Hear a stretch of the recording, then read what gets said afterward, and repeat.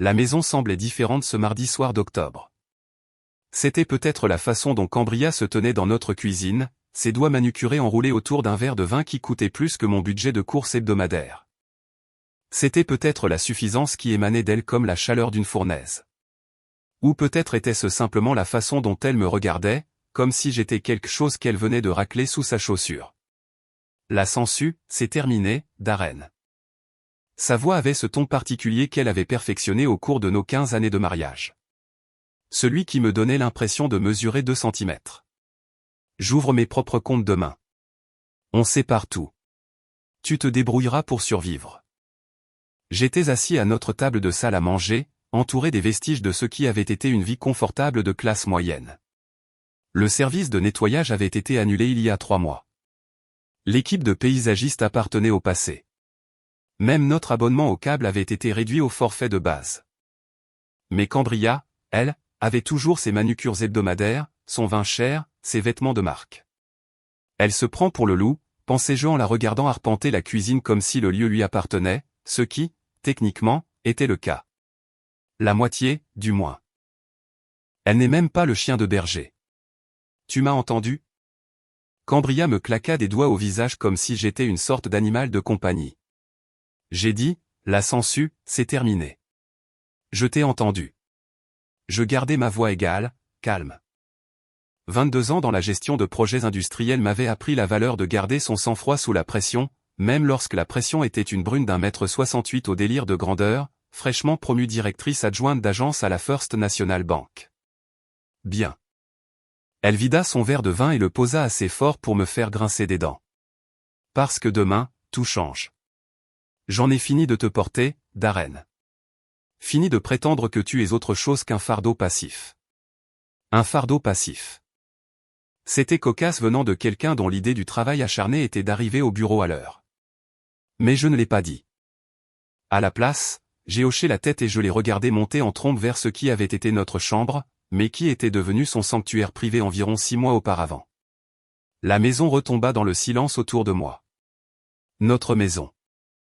Celle que j'avais achetée avec mon indemnité de licenciement après la fermeture de l'usine 2 ans plus tôt. Celle que j'avais rénovée de mes propres mains, la transformant d'une bicoque à retaper en quelque chose de digne du bulletin de l'association des propriétaires du quartier. Celle qui tombait maintenant lentement en ruine parce que Cambria avait décidé que l'entretien était ma responsabilité, mais que l'argent était la sienne. J'ai sorti mon téléphone et j'ai parcouru mes contacts jusqu'à trouver le numéro d'Orion Venton. Orion était le directeur de l'agence de la First National, le patron de Cambria, et, bien qu'elle l'ignorât, un vieil ami de l'université. Nous avions renoué contact quelques mois auparavant quand il m'avait appelé pour un travail de consultant industriel. Le projet n'avait pas abouti, mais nous étions restés en contact. Le téléphone sonna 2 fois avant que sa voix familière ne réponde. Darren, un peu tard pour un appel de courtoisie. Salut, Orion. Désolé pour l'heure. Une petite question. Comment Cambria se débrouille-t-elle à son nouveau poste? Il y eut une pause, puis un soupir. Honnêtement, elle a du mal.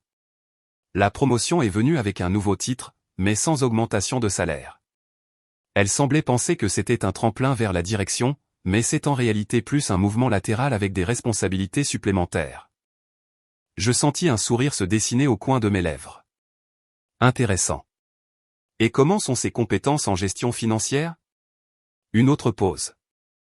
Darren, je ne devrais probablement pas discuter des détails d'un employé, mais disons simplement qu'elle a posé beaucoup de questions sur les politiques de découvert ces derniers temps.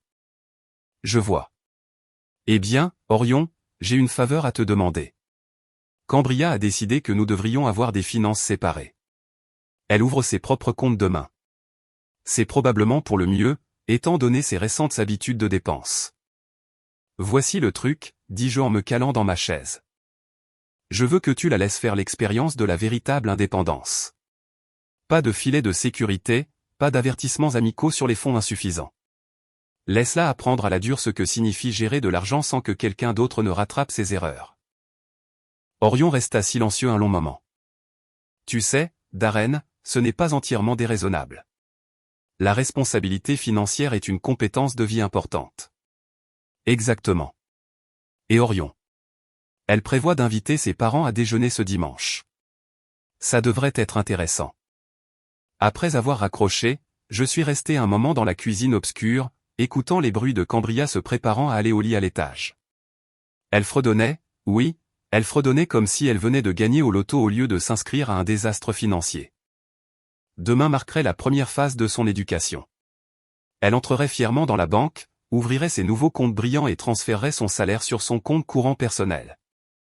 Elle se sentirait puissante, indépendante, libérée du fardeau de subvenir aux besoins de son mari au chômage. Ce qu'elle ne réaliserait pas, du moins pas tout de suite, c'est que j'avais géré toutes les finances du ménage depuis un an. L'hypothèque, les charges, les assurances, les impôts fonciers, tout était automatiquement prélevé sur notre compte joint, celui qu'elle était sur le point d'abandonner. J'ai sorti un carnet et j'ai commencé à faire une liste. Mensualité de la voiture, $387, prélevé automatiquement le 15. Facture d'électricité, en moyenne $230 à cette période de l'année, dû le 22. Eau et assainissement, $95, dû le 10. Internet et téléphone, $180, dû le 5. La liste s'allongeait. Assurance habitation, $2200 par an, dû le mois prochain. Impôt foncier, $3800, dû en décembre. Le paiement mensuel de sa précieuse BMW, $540. Quand j'ai terminé, je regardais près de $4000 d'obligations mensuelles dont Cambria n'avait aucune idée de l'existence. Son salaire net, après impôts et ses généreuses contributions à son compte retraite et à son assurance maladie, était d'environ $3200. Elle allait apprendre l'indépendance financière à la dure. J'ai fermé le carnet et je suis monté. Cambria dormait déjà, étalée sur notre lit king size comme si tout lui appartenait, ce que, je suppose, elle pensait désormais. Demain, la véritable éducation commencerait. Avant de nous plonger plus profondément dans cette histoire, j'ai une petite demande. S'il vous plaît, abonnez-vous, laissez un like. Commentez et appuyez sur le bouton hype pour booster cette chaîne afin que plus de gens puissent découvrir ces incroyables histoires de Reddit. Les premiers signes de problème sont apparus le jeudi matin. J'étais dans la cuisine à préparer du café et à faire semblant de lire le journal quand le téléphone de Cambria a commencé à sonner. Elle y répondit avec sa voix professionnelle et joyeuse habituelle, mais je pouvais sentir la tension monter au fur et à mesure de la conversation. « Comment ça, fonds insuffisant ?» Sa voix devint plus aiguë. « Je viens de déposer mon chèque de paie lundi. » Je gardais les yeux sur la section des sports, mais mes oreilles étaient à l'écoute de chaque mot. « C'est impossible. » Réessayez. Une pause. « Qu'est-ce que vous voulez dire par il a été refusé à nouveau ?» Le vendredi, elle était en pleine panique. Le paiement de la BMW avait été rejeté. La compagnie d'électricité avait envoyé un avis de coupure. Sa carte de crédit avait été refusée à l'épicerie, et elle avait dû abandonner un chariot plein d'ingrédients coûteux pour le déjeuner de dimanche, en plan à la caisse. Mais Cambria était tout sauf docile. Elle avait invité ses parents pour le repas dominical habituel, et elle était déterminée à prouver que son indépendance nouvellement acquise fonctionnait parfaitement. Elle avait emprunté de l'argent à son amie Martina, acheté des ingrédients moins chers et passé le samedi matin à nettoyer la maison elle-même pour la première fois depuis des mois.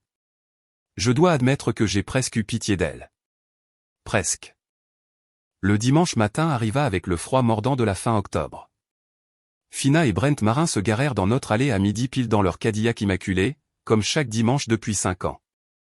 Fina sortit la première, une femme aux traits acérés dans la soixantaine qui n'avait jamais rencontré une critique qu'elle n'aimait pas. Brent suivit, silencieux et stoïque, le genre d'homme qui exprimait sa désapprobation par des grognements stratégiques et des regards lourds de sens. Darren, la voix de Fina pouvait couper du verre. Pourquoi la pelouse a-t-elle l'air si négligée? Et qu'est-il arrivé à ces jolis parterres de fleurs? Content de te voir aussi, Fina. Je lui offris mon sourire le plus diplomatique. Cambria s'occupe du budget de la maison ces derniers temps. Tu devras lui poser la question sur les décisions paysagères. Brent grogna et regarda le jardin avec une désapprobation évidente. L'herbe n'avait pas été coupée depuis 3 semaines. Les parterres de fleurs étaient envahis par les mauvaises herbes, et plusieurs luminaires extérieurs avaient des ampoules grillées. À l'intérieur, c'était pire. Cambria était dans la cuisine, essayant frénétiquement de préparer un repas qui était clairement au-delà de son niveau de compétence actuel. Elle avait tenté de faire le fameux rôti de sa mère, mais quelque chose avait mal tourné. L'odeur qui s'échappait du four tenait plus du charbon que du bœuf. Tout est sous contrôle, cria-t-elle, mais sa voix avait cette pointe d'hystérie que je reconnaissais de ses pires journées au travail. Fina me bouscula pour entrer dans la cuisine et s'arrêta net. Les comptoirs étaient couverts de vaisselle sale, de boîtes de conserve ouvertes et de ce qui semblait être les restes de plusieurs tentatives de cuisine ratées. Des factures étaient éparpillées sur le bar du petit déjeuner. Des avis estampillés en rouge se mêlaient aux tickets de caisse et aux relevés bancaires. Cambria Marie Marin Alloway. La voix de Fina tomba dans ce murmure dangereux qui terrorisait Cambria depuis l'enfance. Que signifie ce désordre? Ce n'est rien, mère. Juste une petite réorganisation. Fina ramassa une des factures. Un dernier avis de la compagnie d'électricité. Ses sourcils grimpèrent vers sa racine des cheveux. Réorganisation? Il est écrit que votre électricité va être coupée demain. C'est une erreur, dit rapidement Cambria. Je les appellerai lundi pour régler ça. Brent apparut dans l'embrasure de la porte de la cuisine et contempla le chaos. Son grognement, cette fois, portait des notes de déception, de dégoût et de résignation, le tout roulé en un son efficace. « Où est Darren » demanda Fina. « Que fait-il pendant que tu te débats avec tout ça ?» Je choisis ce moment pour faire mon entrée, tenant une tasse de café et arborant mon expression la plus innocente. « Juste ici, Fina. Je me tiens à l'écart. C'est le spectacle de Cambria maintenant. » « Comment ça, son spectacle ?» Brent parla pour la première fois, sa voix rauque après des années de cigarettes et de déception. « Eh bien, dis-je en m'installant sur une chaise au bar et en prenant une gorgée de mon café, Cambria a décidé que nous devrions avoir des finances séparées, des comptes séparés, des responsabilités séparées. Ceci est sa démonstration d'indépendance. » Les yeux de Fina se plissèrent. Des finances séparées. Après 15 ans de mariage? C'était son idée, dis-je doucement. Elle sentait que j'étais, comment as-tu dit ça, chérie? Un fardeau passif. Le minuteur du four choisit ce moment pour sonner. Cambria ouvrit brusquement la porte, libérant un nuage de fumée qui déclencha le détecteur. Le rôti ressemblait à quelque chose qui appartenait à une fouille archéologique. « C'est bon », cria Cambria par-dessus l'alarme stridente, agitant un torchon vers le détecteur. « Tout va bien. » Mais tout n'allait décidément pas bien. Tandis que Cambria se débattait avec le rôti ruiné, Fina commença à ramasser les factures éparpillées sur le comptoir, lisant chacune avec une horreur croissante. Brent se tenait dans l'embrasure de la porte, secouant lentement la tête. « Cambria », la voix de Fina était calme maintenant. « Tu dois plus de $3000 de factures en retard. Le paiement de ta voiture a été rejeté. L'hypothèque est en retard. Que as-tu fait exactement de ton argent? Je gère la situation. » La voix de Cambria se brisa. C'est juste un problème de trésorerie temporaire. C'est à ce moment-là que notre voisine, Madame Patterson, apparut à la fenêtre de la cuisine. Elle tenait son téléphone, enregistrant clairement le chaos à l'intérieur de notre maison. Le détecteur de fumée hurlait toujours. Cambria pleurait sur le rôti ruiné. Fina agitait des factures en l'air comme des preuves dans un tribunal, et Brent faisait un bruit qui aurait pu être un rire s'il n'avait pas été si sinistre. J'ai fait un signe de la main à Madame Patterson et lui ai fait un pouce levé. Le soir même, la vidéo ferait le tour des groupes de médias sociaux du quartier. Le lundi, la moitié de la ville saurait que la promotion de Cambria Alloway s'était transformée en un désastre spectaculaire. C'est de la folie, déclara Fina en laissant tomber les factures sur le comptoir. Brent, nous partons. Cambria, tu nous appelleras quand tu auras réglé ce gâchis et présenté tes excuses à ton mari pour la stupidité qui a mené à cette situation. Ils sont partis sans manger, ce qui était probablement pour le mieux puisque le rôti était immangeable et que Cambria avait oublié de préparer les accompagnements. Après que leur voiture eut disparu au bout de la rue, Cambria se tourna vers moi, des larmes coulant sur son visage. « C'est de ta faute, dit-elle. Tu m'as saboté. Tu voulais que j'échoue. » Je posai ma tasse de café et la regardai. La regardai vraiment. La femme que j'avais épousée il y a 15 ans avait été confiante mais pas arrogante, ambitieuse mais pas impitoyable. Cette version de Cambria, celle qui se tenait dans notre cuisine enfumée, entourée des preuves de son incompétence financière, était quelqu'un que je reconnaissais à peine. Je n'ai rien saboté, dis-je tranquillement. J'ai juste arrêté de nettoyer tes erreurs. Voilà à quoi ressemble ton indépendance, Cambria. Voilà ce qui arrive quand tu n'as pas quelqu'un d'autre pour gérer les détails pendant que tu te concentres à te sentir importante. Elle ouvrit la bouche pour argumenter, mais son téléphone sonna.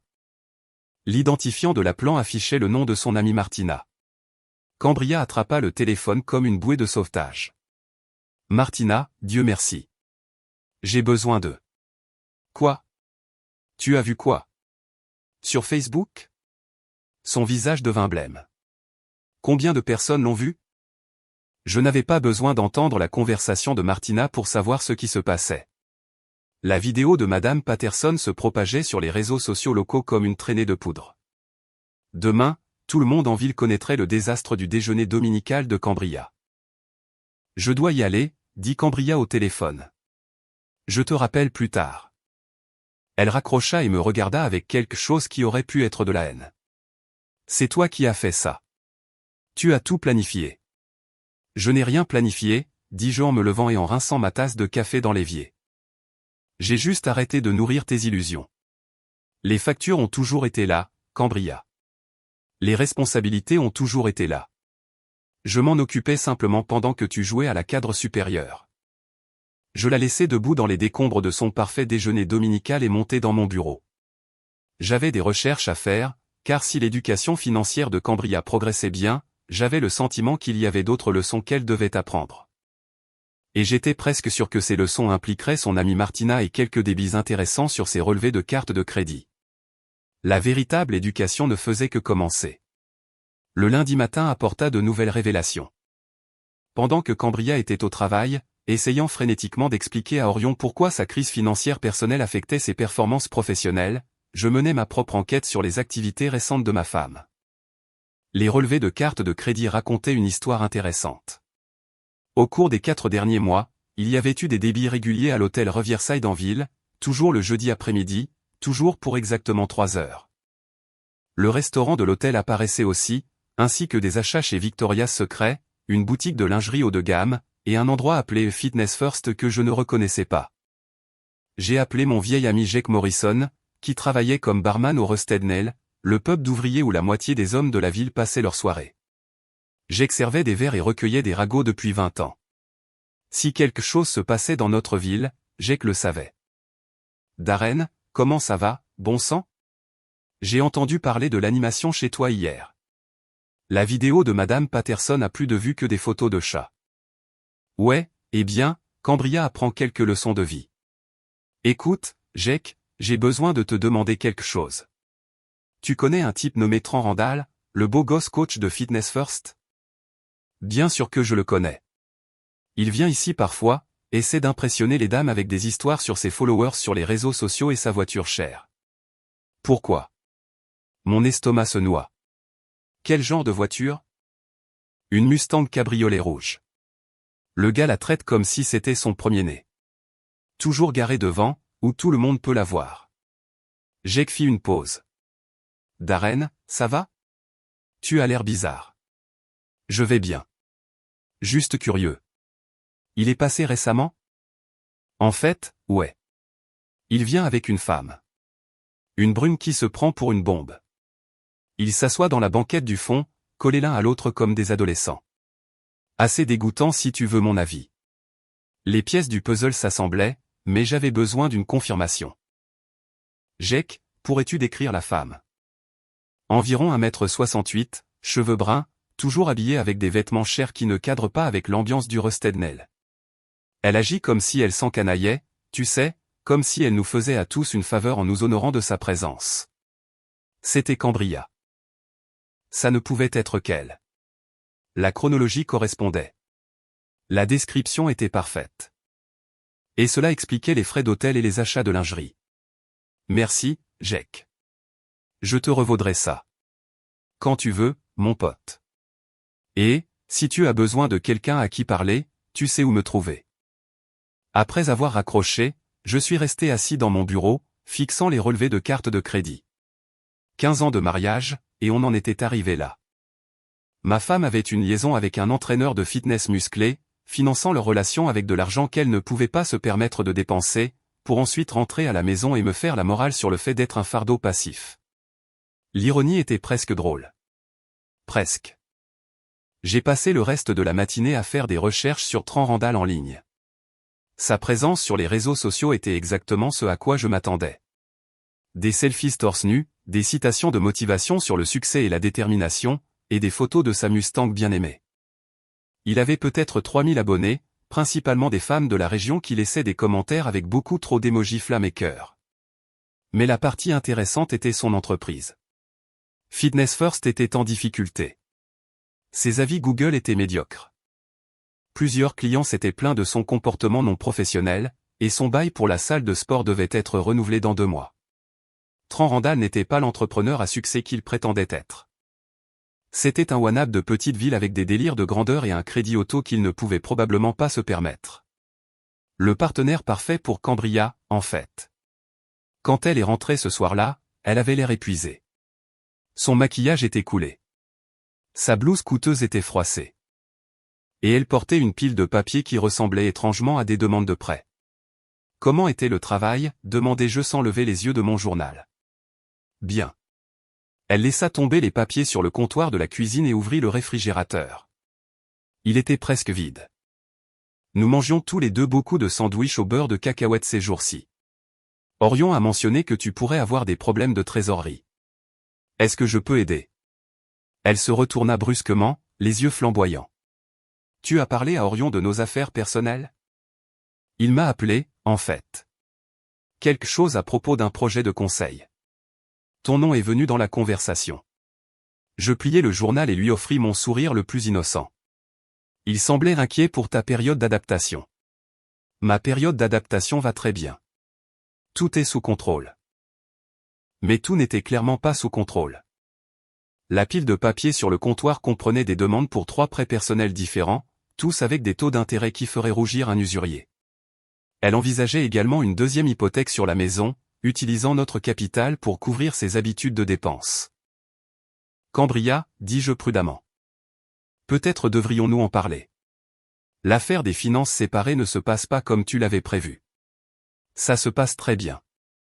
J'ai juste besoin d'un peu de temps pour me réorganiser. Réorganiser quoi? Tu as 3 mois de facture en retard. Tes cartes de crédit sont au maximum. Et tu regardes des prêts avec des taux d'intérêt de 20%. Elle attrapa les papiers et les serra contre sa poitrine. Comment sais-tu pour les prêts? Parce qu'ils sont juste là sur le comptoir, avec la demande de 2e hypothèque et ce qui ressemble à une demande pour retirer prématurément ton compte de retraite. Son visage devint rouge. Tu n'as pas le droit de regarder mes papiers privés. Ils ne sont pas privés quand tu les laisses traîner dans la cuisine. Et cette 2e hypothèque, elle nécessite aussi ma signature, puisque mon nom est toujours sur l'acte de propriété. Le regard qu'elle me lança aurait pu faire fondre de l'acier. Tu ne la signeras pas.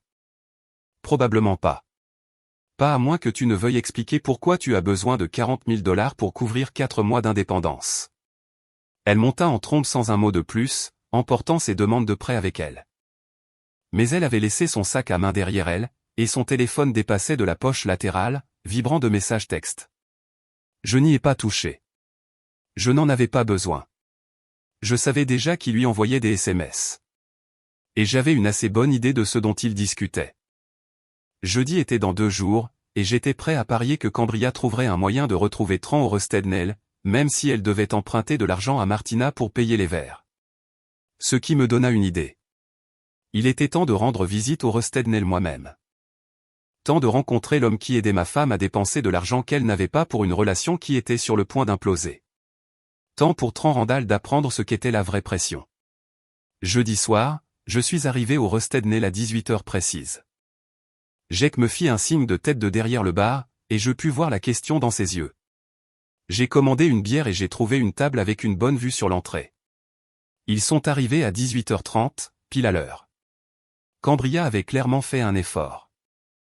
Nouvelle robe, nouvelle coupe de cheveux, maquillage appliqué avec la précision d'un rituel de peinture de guerre.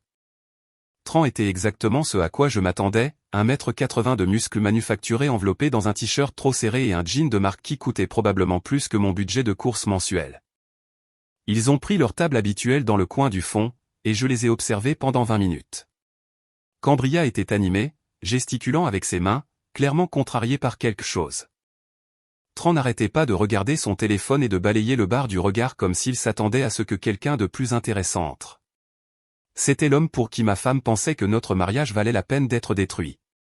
C'était son upgrade par rapport au fardeau passif. J'ai fini ma bière, je me suis levé et j'ai marché vers leur table. Ça vous dérange si je me joins à vous? Le visage de Cambria devint blanc. Tran leva les yeux vers moi avec le genre d'arrogance désinvolte qui vient de passer trop de temps à se regarder dans les miroirs de la salle de sport. En fait, oui, ça nous dérange, dit Tran en se penchant en arrière sur sa chaise. C'est une conversation privée. J'en suis sûr. J'ai tiré une chaise et je me suis assis quand même. Tu dois être Tran. Je suis Darren, le mari de Cambria. La couleur quitta le visage de Tran, mais il se reprit rapidement. Écoute, mec. Je ne sais pas ce que tu penses qu'il se passe ici, mais... Je pense que ma femme a une liaison avec un entraîneur de fitness de seconde zone qui conduit une voiture qu'il ne peut pas se permettre et dirige une salle de sport qui perd de l'argent. Je gardai ma voix conversationnelle, amicale même. Je pense qu'elle finance cette relation avec des cartes de crédit et des prêts, se creusant un trou financier qui est sur le point de l'engloutir tout entière. Cambria retrouva sa voix. Darren, tu dois partir, maintenant. En fait, je pense que je dois rester. Tu vois, Tran ici a profité de la générosité de ma femme, et je pensais qu'il devrait savoir exactement ce que cette générosité lui coûte. J'ai sorti mon téléphone et j'ai ouvert l'application calculatrice. Voyons voir. Chambre d'hôtel, repas au restaurant, cadeaux, nouveaux vêtements. Je calcule environ $8 000 au cours des 4 derniers mois. Ça fait $2 000 par mois, Tran. Quelle est ta part là-dedans? La mâchoire de Tran se serra. Je ne sais pas de quoi tu parles. Bien sûr que si. L'hôtel Riverside, les jeudis après-midi, les dîners chez Romanoes. Cette jolie montre que tu portes a l'air chère. C'est Cambria qui te l'a achetée? Darren, arrête, la voix de Cambria tremblait. Tu te ridiculises. Vraiment? Parce que de là où je suis assis, ce n'est pas moi qui devrais avoir honte. Je me suis retourné vers Tran. Voici ce que je trouve intéressant. Tu sors avec une femme qui ne peut pas payer sa facture d'électricité, mais tu la laisses t'acheter des cadeaux chers. Qu'est-ce que ça dit de toi, Tran? Tran se pencha en avant et je pus voir la colère monter derrière ses yeux. Ce que ça dit, c'est que ta femme sait reconnaître un vrai homme quand elle en voit un. Peut-être que si tu n'étais pas un tel loser, elle n'aurait pas besoin de chercher ailleurs. Le bar était devenu plus silencieux. Les autres clients commençaient à remarquer notre conversation, et Jake observait de derrière le bar avec un intérêt évident. Un vrai homme, répétai-je. C'est comme ça que tu appelles quelqu'un qui prend de l'argent à une femme qui se noie dans les dettes? Quelqu'un qui la laisse détruire son mariage pour payer son style de vie. Je ne prends rien, dit Tran, sa voix s'élevant. Elle veut dépenser de l'argent pour moi. C'est son choix. Son choix, avec de l'argent qu'elle n'a pas. De l'argent qu'elle emprunte sur notre maison, notre avenir, notre retraite. Je regardais autour du bar, m'assurant d'avoir l'attention de tout le monde. Dis-moi, Tran, quand elle ne pourra plus payer les chambres d'hôtel, quand ses cartes de crédit seront annulées et ses prêts rappelés, est-ce que tu vas rester dans les parages? Ou vas-tu trouver une autre femme au foyer seule pour financer tes rêves? C'est là que Tran fit son erreur. Il se leva rapidement, renversant sa chaise, et tendit la main vers moi. Mais j'étais prêt. J'étais prêt pour lui depuis que j'étais entré dans le bar. Je me suis levé aussi, calmement, et je me suis écarté. Et alors que l'élan de Tran le portait en avant, il trébucha, se rattrapa sur la table, et son téléphone fut projeté en l'air. Il atterrit dans le pichet de bière de Jake avec un plouf satisfaisant. Oups, dis-je. Ça avait l'air cher. Tran se jeta sur le pichet, mais c'était trop tard. Son téléphone était complètement trempé, l'écran noir et sans vie. Espèce de... Il recommença à s'avancer vers moi, mais la voix de Jake coupa court à l'attention. Ça suffit. Jake était sorti de derrière le bar et tenait une batte de baseball. Tran, tu te calmes ou tu sors. Ce crétin a détruit mon téléphone. Ce crétin s'est écarté quand tu as essayé de l'attraper, corrigea Jake. Ton téléphone a pris un bain parce que tu as perdu ton sang-froid. J'ai sorti un billet de $20 de mon portefeuille. Tiens, Tran, pour le téléphone. considère ça comme un cadeau de départ. J'ai posé l'argent sur la table et je me suis penché plus près de lui, baissant la voix pour que lui seul puisse entendre. Touche encore ma femme et tu boiras à la paille. Ce n'est pas une menace. C'est une promesse. Tran regarda autour du bar, réalisant que tous les yeux étaient sur lui, que tout le monde avait été témoin de son humiliation. Il attrapa les $20, les fourra dans sa poche et se dirigea vers la porte. Ce n'est pas fini, cria-t-il en partant. Si, ça l'est, répondis-je. Fais-moi confiance. Cambria était toujours assise à la table, le visage enfoui dans ses mains. Quand elle leva les yeux, son maquillage était maculé et ses yeux étaient rouges. Comment as-tu pu me faire ça, murmura-t-elle. Je ne t'ai rien fait. Tu t'es fait ça à toi-même. Tu as choisi d'avoir une liaison. Tu as choisi de dépenser de l'argent que nous n'avons pas. Tu as choisi de t'humilier avec un homme qui vient de prouver qu'il n'en valait pas la peine. J'ai commencé à m'éloigner, mais elle m'a attrapé le bras. Darren, s'il te plaît. On peut arranger ça. On peut trouver une solution. Je regardai sa main sur mon bras, puis son visage. Le pouvons-nous? Parce que de là où je suis, il semble que tu aies fait ton choix il y a des mois. C'est alors que j'ai entendu l'agitation à l'extérieur. Par la fenêtre, je pouvais voir Tran debout à côté de sa précieuse Mustang rouge, et il n'était pas content. Quelqu'un avait gravé un message dans la peinture de la portière côté conducteur. Briseur de ménage. Je n'avais aucune idée de qui aurait pu faire une telle chose, mais je devais admettre que la calligraphie était excellente. Alors que je passais devant Cambria pour me diriger vers la sortie, elle m'appela une dernière fois. Tu vas le regretter, Darren. Tu n'as aucune idée à qui tu as affaire. Je m'arrêtai à la porte et la regardai. En fait, Cambria, je crois que je ne fais que commencer. Dehors, Tran était au téléphone. Apparemment, il en avait un de rechange, appelant quelqu'un à propos de sa voiture. Il leva les yeux quand il me vit, et pendant un instant, j'ai cru qu'il pourrait tenter quelque chose, mais Jake m'avait suivi dehors, tenant toujours sa batte de baseball, et Tran a jugé préférable de ne rien faire. L'assurance devrait couvrir la peinture, dis-je d'un ton serviable, en supposant que tes primes soient à jour. Je me suis dirigé vers mon camion, laissant Tran contempler sa voiture endommagée et Cambria assise seule dans le bar. La soirée se déroulait mieux que je ne l'avais espéré. Mais en rentrant chez moi, je ne pouvais pas me défaire du sentiment que ce n'était que le début. Les derniers mots de Cambria résonnaient dans mon esprit. Tu n'as aucune idée à qui tu as affaire. Peut-être qu'elle avait raison. Peut-être y avait-il des couches à cette situation que je n'avais pas encore découvertes. Mais j'étais chef de projet de métier, formé pour anticiper les problèmes et planifier les imprévus. Quoi qu'il arrive ensuite, je serai prêt. Le lendemain matin apporta des visiteurs inattendus. Je buvais mon café et lisais les commentaires sur l'incident de la voiture de Tran sur les groupes Facebook locaux. Quelqu'un avait posté des photos de la Mustang rayée, et les commentaires étaient, comme on pouvait s'y attendre, brutaux. C'est alors que Martina Walsh frappa à ma porte.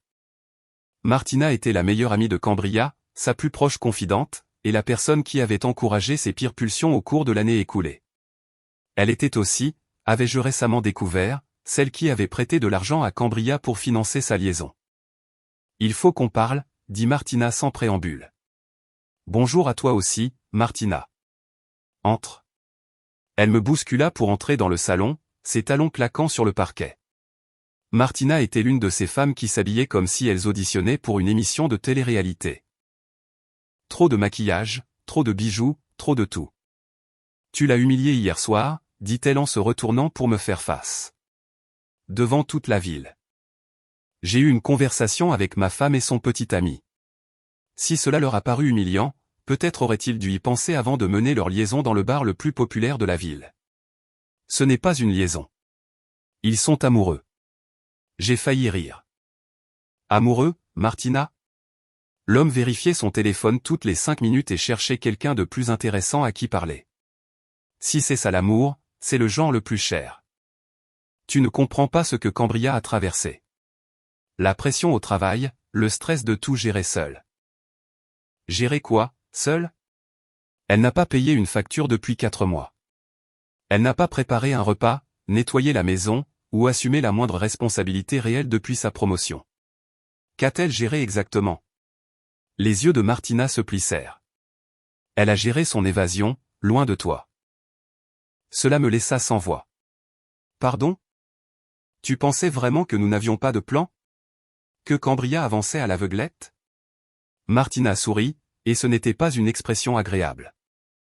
Nous travaillons là-dessus depuis des mois, Darren. Les comptes séparés, les prêts, la demande de deuxième hypothèque. Tout cela fait partie d'une stratégie plus large. Quelle stratégie? Te forcer à vendre la maison, diviser les biens, te laisser sans rien pendant que Cambria recommence à zéro avec Tran. Elle sortit son téléphone et me montra une série de SMS. Nous avons tout documenté. Ton refus de contribuer financièrement, ton sabotage de son indépendance, ton harcèlement de ses amis. Je lus les messages, sentant un œuf froid se former dans mon estomac. Ils venaient tous de Cambria, me dépeignant comme un mari abusif et contrôlant qui essayait de détruire sa liberté nouvellement acquise. Rien de tout cela n'est vrai, dis-je. La vérité est relative. Ce qui compte, c'est ce qu'un avocat spécialisé en divorce croira quand il verra les preuves. Les pièces du puzzle s'emboîtaient maintenant. Le chaos financier délibéré, la liaison publique, le drame croissant. Tout était conçu pour me faire passer pour le méchant de leur histoire. Il y a juste un problème avec votre plan, Martina. Lequel? Vous supposez que Tran va réellement rester sur le long terme. Mais j'ai fait quelques recherches sur le petit ami de votre ami. J'ai sorti mon propre téléphone et je lui ai montré les profils de Tran sur les réseaux sociaux. Il envoie des messages à d'autres femmes, beaucoup d'autres femmes, y compris une certaine Jessica, qui travaille à la banque de la ville voisine. L'expression confiante de Martina vacilla. Tu mens. Vérifie par toi-même. Ces messages privés sur Instagram ne sont pas exactement privés. Ni ses profils sur les applications de rencontres. J'ai fait défiler les captures d'écran que j'avais prises. On dirait qu'il a pas mal de femmes au foyer esselées dans ses filets. Cambria n'est pas spéciale, Martina. Elle est juste pratique. Ça n'a pas d'importance. Le plan fonctionne toujours. Vraiment? Parce que voici ce que je pense qu'il se passe réellement. Je pense que tu as convaincu Cambria de monter tout ce stratagème parce que tu es toi-même en difficulté financière. Je pense que tu lui as emprunté de l'argent, utilisé ses cartes de crédit. Peut-être même falsifié sa signature sur certaines de ses demandes de prêt.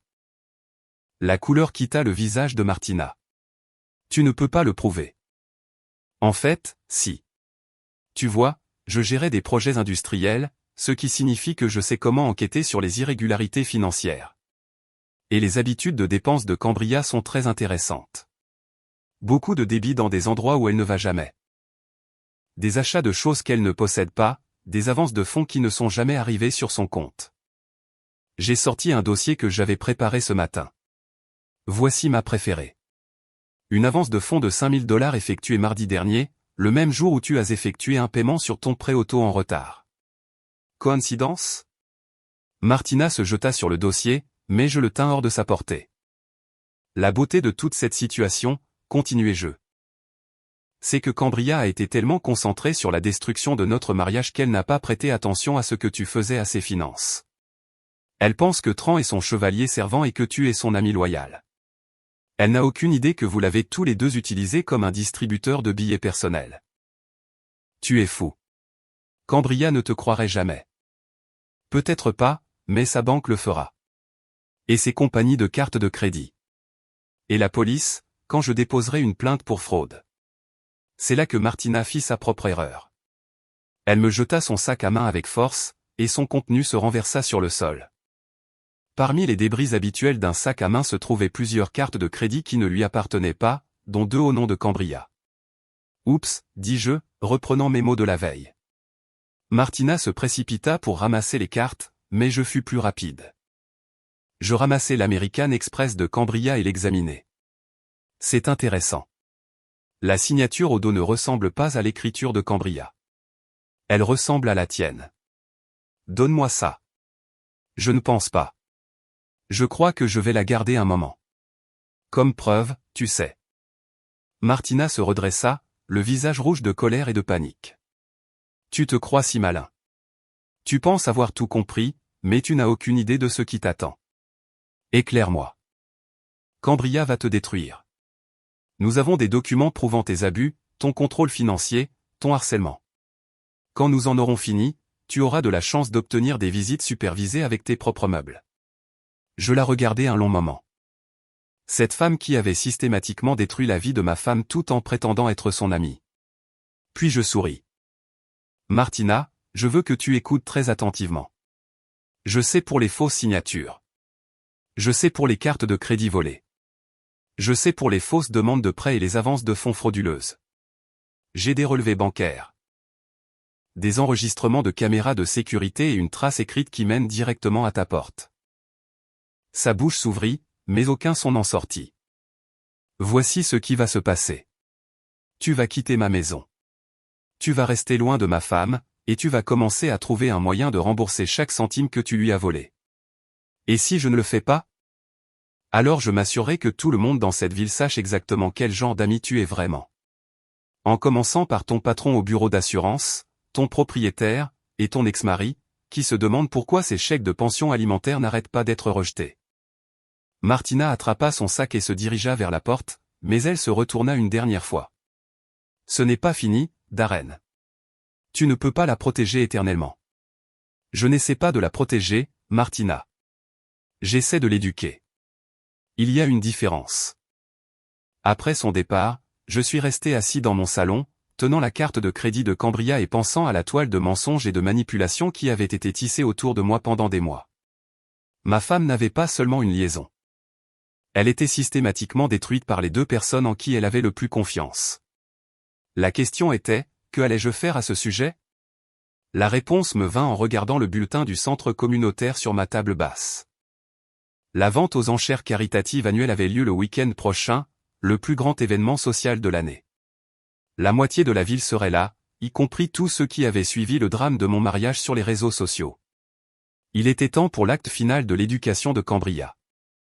Temps pour tout le monde d'apprendre la vérité sur Tran Randall, Martina Walsh, et la femme qui pensait pouvoir se débarrasser d'un fardeau passif.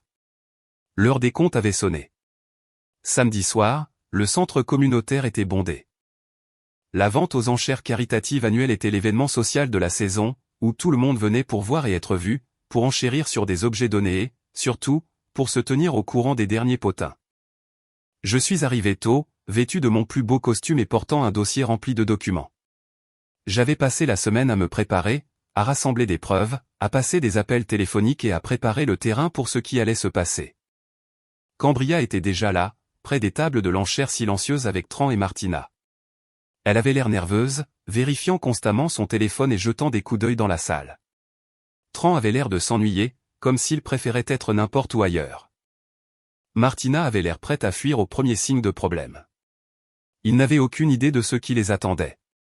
Je me suis frayé un chemin à travers la foule, m'arrêtant pour discuter avec des voisins et de vieux amis. Tout le monde était poli, mais je pouvais sentir le courant sous-jacent de curiosité. Toute la ville avait suivi le drame de mon mariage, et ils attendaient tous de voir ce qui allait se passer ensuite. À 20h, le maire Davison a pris le micro pour commencer la partie de l'enchère en direct de la soirée. Mais avant qu'il ne puisse commencer son discours d'ouverture, je suis monté sur scène. « Excusez-moi, monsieur le maire. Puis-je vous l'emprunter un instant? J'ai quelque chose que j'aimerais partager avec tout le monde. » Davison parut confus, mais me tendit le microphone. La foule se tut, sentant que quelque chose d'intéressant allait se produire. Bonsoir à tous. Pour ceux qui ne me connaissent pas, je suis Darren Holloway. Certains d'entre vous ont suivi les récents développements de ma vie personnelle, et j'ai pensé qu'il était temps de rétablir la vérité. Je pouvais voir Cambria se frayer un chemin à travers la foule, le visage blême. Tran la suivait, l'air de vouloir disparaître. Martina s'était déplacée vers la sortie. Voyez-vous, ma femme Cambria a décidé il y a quelques mois qu'elle voulait être indépendante. Des finances séparées, des vies séparées, des responsabilités séparées. Et je me suis dit, pourquoi ne pas la laisser apprendre à quoi ressemble la véritable indépendance? Un murmure parcourut la foule. Tout le monde se souvenait de la vidéo du désastre du déjeuner dominical. Mais ce que j'ai découvert, c'est que Cambria ne cherchait pas seulement l'indépendance. Elle était manipulée par des gens qui la voyaient comme une cible facile. Des gens qui l'ont convaincue que détruire notre mariage était le chemin du bonheur. J'ai ouvert mon dossier et j'ai sorti le premier document.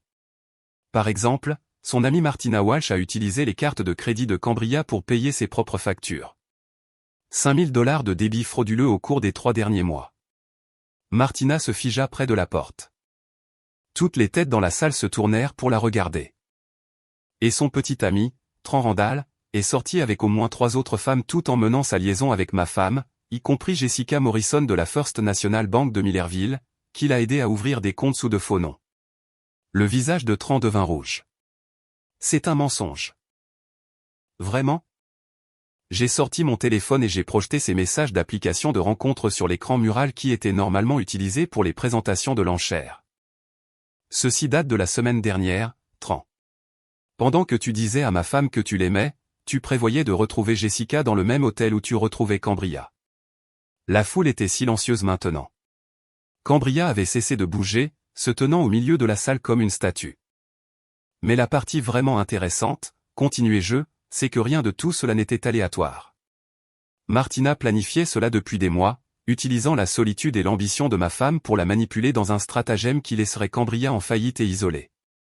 J'ai sorti le dernier document, une impression de message texte entre Martina et un certain Craig. Ce sont des messages entre Martina et son ex-petit ami, Craig Andry, discutant de la façon de faire tomber cette sorcière arrogante de Cambria et de se venger pour quelque chose qui s'est passé il y a des années. Apparemment, Cambria a fait renvoyer Martina d'un travail et Martina planifiait sa vengeance depuis lors. La salle éclata en halètements et en chuchotements. Martina reculait vers la porte, mais plusieurs personnes s'étaient déplacées pour lui bloquer la sortie. Alors voici la vérité, dis-je, ma voix portant clairement à travers le microphone. Ma femme n'est pas une femme forte et indépendante qui a dépassé son mariage. Elle est la victime d'un plan de vengeance élaboré, orchestré par quelqu'un en qui elle avait confiance et encouragé par un homme qui ne la voyait que comme une source d'argent facile. Cambria retrouva enfin sa voix. Darren, arrête, s'il te plaît. Pourquoi? Parce que c'est embarrassant? Parce que ça te fait paraître stupide? Je la regardai droit dans les yeux. Tu m'as appelé un fardeau passif, Cambria. Tu as dit que la sangsue, c'était terminé. Mais les seuls sangsues dans cette histoire étaient les personnes que tu as choisies à la place de ton mari. C'est là que Tran passa à l'action. Il se fraya un chemin à travers la foule vers la scène, le visage tordu de colère. Tu te crois si malin? Espèce de loser pathétique. Ta femme est venue à moi parce que tu n'es rien. Tu n'es personne. Mais il n'atteignit jamais la scène. En se précipitant, il ne vit pas le cordon du microphone tendu sur son chemin. Il trébucha, tituba et s'écrasa sur la table de l'enchère silencieuse, en voyant des objets donnés voler partout. La foule haleta alors que Tran tombait lourdement, sa main heurtant le coin d'une vitrine en bois. Il se roula par terre, se tenant le poignet et gémissant. Que quelqu'un appelle une ambulance, annonça le maire Davison. Et peut-être la police. Alors que les ambulanciers arrivaient pour soigner le poignet cassé de Tran, et que Martina était tranquillement escortée dehors par 2 policiers hors service qui assistaient à l'enchère, je rendis le microphone au maire. Merci pour votre temps, dis-je à la foule. J'espère que tout le monde passera une excellente soirée. Je suis descendu de la scène et me suis dirigé vers la sortie, mais Cambria m'a intercepté près de la porte. Comment as-tu pu me faire ça, murmura-t-elle, des larmes coulant sur son visage. Devant tout le monde. Je m'arrêtai et la regardai. La regardai vraiment. La femme que j'avais épousée il y a 15 ans était toujours là quelque part, enterrée sous des mois de manipulation et de mauvaises décisions. Je ne t'ai pas fait ça, Cambria. Ils l'ont fait. J'ai juste fait en sorte que tout le monde puisse voir la vérité. Qu'est-ce qui se passe maintenant? Maintenant? Maintenant, tu te débrouilles pour nettoyer le gâchis que tu as fait. Les factures sont toujours en retard, les prêts sont toujours en attente, et ton crédit est toujours détruit. Mais au moins, maintenant tu sais qui étaient tes vrais ennemis. J'ai commencé à m'éloigner, mais elle m'a attrapé le bras une dernière fois. Darren, attends. Est-ce qu'on peut essayer de réparer ça? Est-ce qu'on peut recommencer? Je regardai sa main sur mon bras, puis son visage. Pendant un instant, j'ai presque eu pitié d'elle. Presque. La sangsue, c'est terminé, Cambria. Tu te souviens? Tu as fait ce choix. Maintenant, tu dois vivre avec. Je retirai doucement sa main de mon bras et sortis dans la nuit fraîche d'octobre. Derrière moi, je pouvais entendre le bourdonnement des conversations alors que la ville digérait ce dont elle venait d'être témoin. Mon camion était garé à l'autre bout du parking, et en marchant vers lui, je ressentis quelque chose que je n'avais pas connu depuis des mois. Un soulagement. Le poids de prétendre que tout allait bien, de nourrir les illusions de Cambria, de porter le fardeau de notre mariage en échec. Il avait enfin disparu. Je suis monté dans le camion et je suis resté assis un moment, regardant le centre communautaire. À travers les fenêtres, je pouvais voir des gens regroupés en petits groupes, parlant avec animation. Demain, tout le monde en ville connaîtrait la vérité sur la liaison de Cambria, la fraude de Martina et la tromperie de Tran. L'éducation était terminée. J'ai démarré le moteur et je suis rentré chez moi pour faire mes valises. La maison serait mise en vente la semaine prochaine.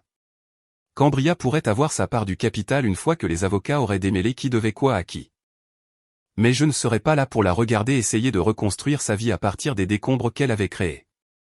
Alors que je me garais dans mon allée pour ce qui pourrait être la dernière fois, j'ai pensé à tout ce qui avait mené à ce moment. Les mensonges, la manipulation, la trahison, tout cela orchestré par des gens qui avaient convaincu ma femme que j'étais le problème dans sa vie. Ils m'avaient traité de sensu, de fardeau passif, de loser pathétique qui freinait une femme forte et indépendante. Il s'est avéré que j'étais la seule chose qui empêchait son monde de s'effondrer. Et maintenant que j'étais parti, elle allait enfin faire l'expérience de la véritable indépendance. La sensu, c'était terminé. Exactement comme elle le voulait.